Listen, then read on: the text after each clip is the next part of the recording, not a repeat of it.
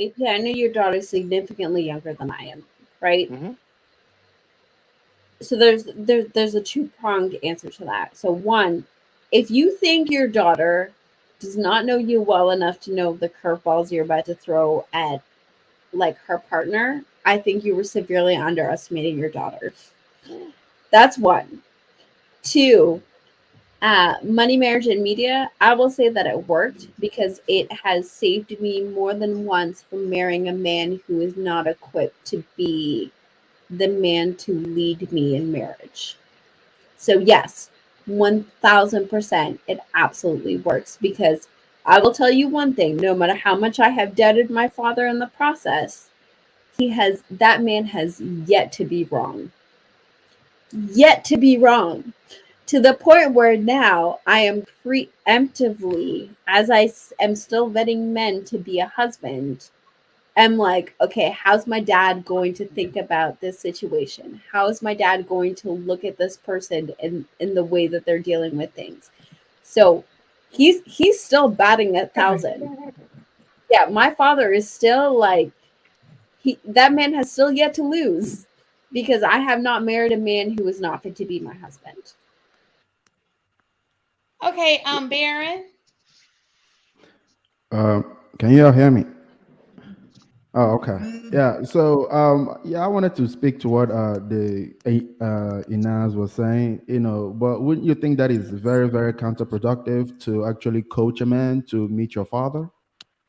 Because I mean, isn't the meeting supposed to be organic? And I mean, if he fails, he fails. But if your father doesn't like him, wouldn't it, like, I don't know, if your father, shouldn't it be better that your father doesn't like get to meet the real him other than him being coached? I mean, I'm just asking. I That's a wonderful question. So it's not about him, my father not meeting the real him.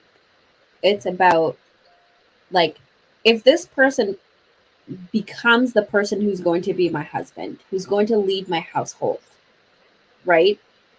The last thing I want to do is put him in a situation where he's caught with his pants down.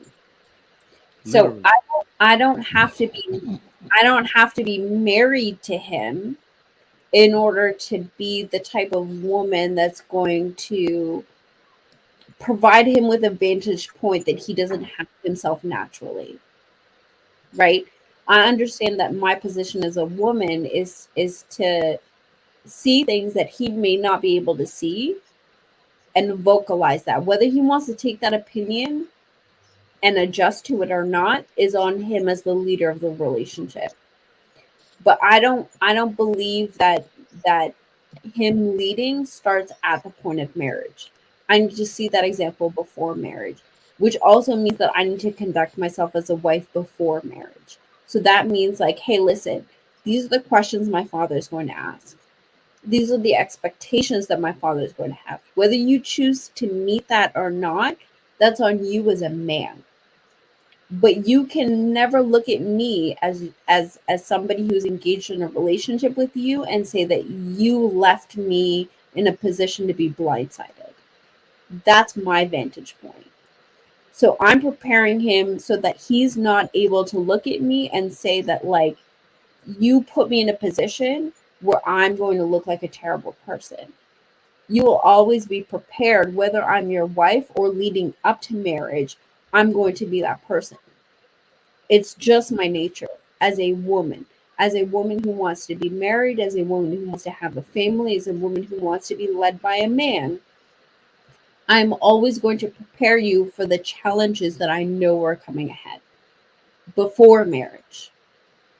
That's it. That that begs the question: do you think that most women are better at selecting a husband that or getting to know a man than men are?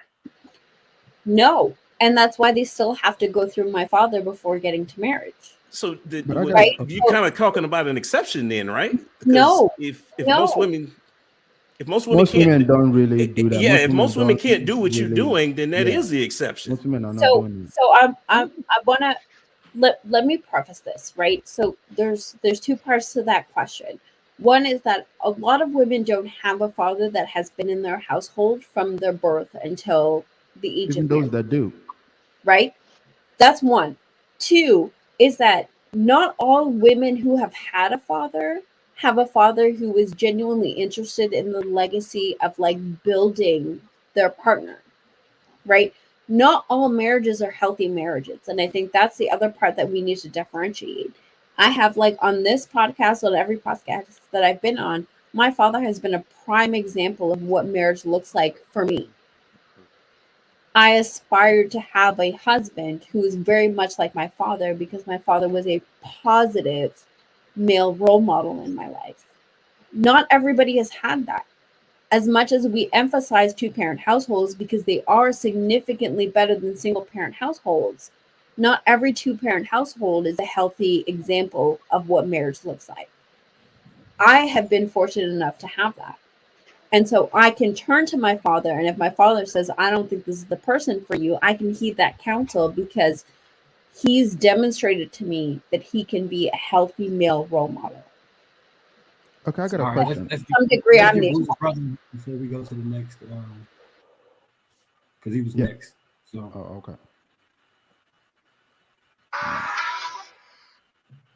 yo, Did Bruce's you have any brother. more questions, Baron? Yeah. I mean, I had like two questions to ask for you, Go Shante, ahead, and for sweetie. Go Oh, ahead. okay. Yeah. But I wanted to finish up with Inas. So if you bring home, whoever you're dating to meet your father, and your father tells him to kick rocks, what are you doing?